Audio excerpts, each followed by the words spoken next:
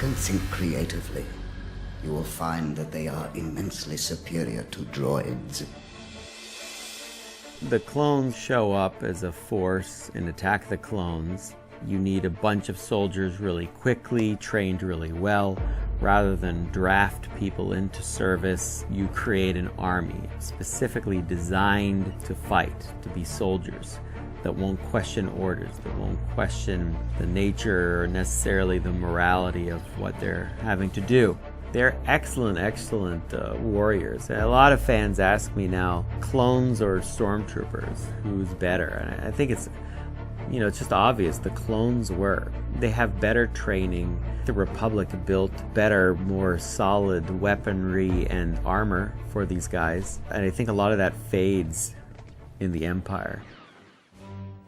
From the very beginning on the Clone Wars, I provided all the voices for the clones. And it was important right off the bat to establish them as distinct characters. Individual, distinct human beings. I think the breakthrough episode was really Rookies. Suddenly, Dee had to do an episode where he's every single character in it.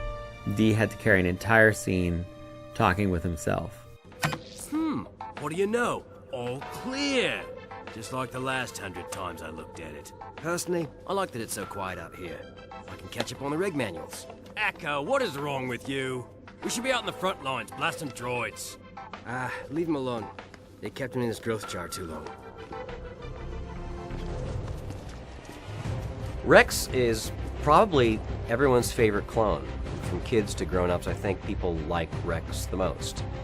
Following Ahsoka's arrival on Rebels was a chorus of fans saying, "When is Rex coming? When is Rex coming?" We're very relieved because we had already been producing those episodes. They were well on the way, and I was like, we have to get him in the trailer. Like, he has to be the moment.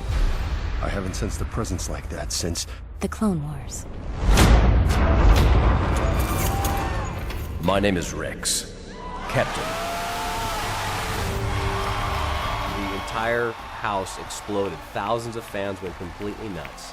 People losing their mind. That's when it's great to be a fan. I don't think anybody knew that that was indeed going to happen. It was a marvelous kind of homecoming.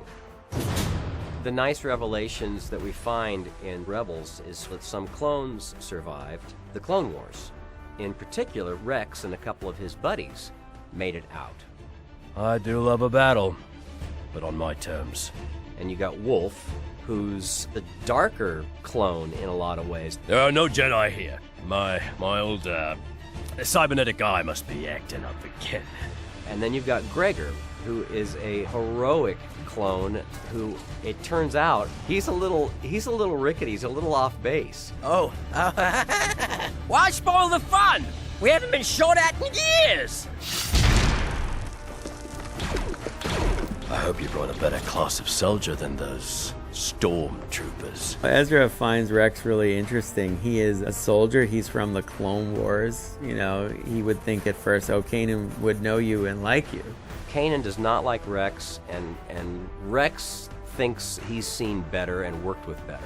We learned that they were not involved with Order 66, where all the clones were ordered by the Emperor to murder all the Jedi. Kanan's distrust comes from Order 66. He lived through it. He saw all of his friends eliminated. Ezra, he doesn't even really know what that is. I think that Rex ultimately is a heroic person. I think most of the clones are. I think that's kind of baked into them, into their DNA. And ultimately, when push comes to shove, they're not going to react to things in a selfish way.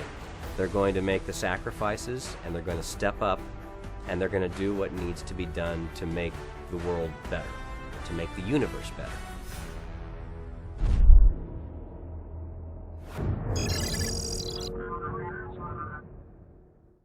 Things are getting worse just as they did back when I was your age.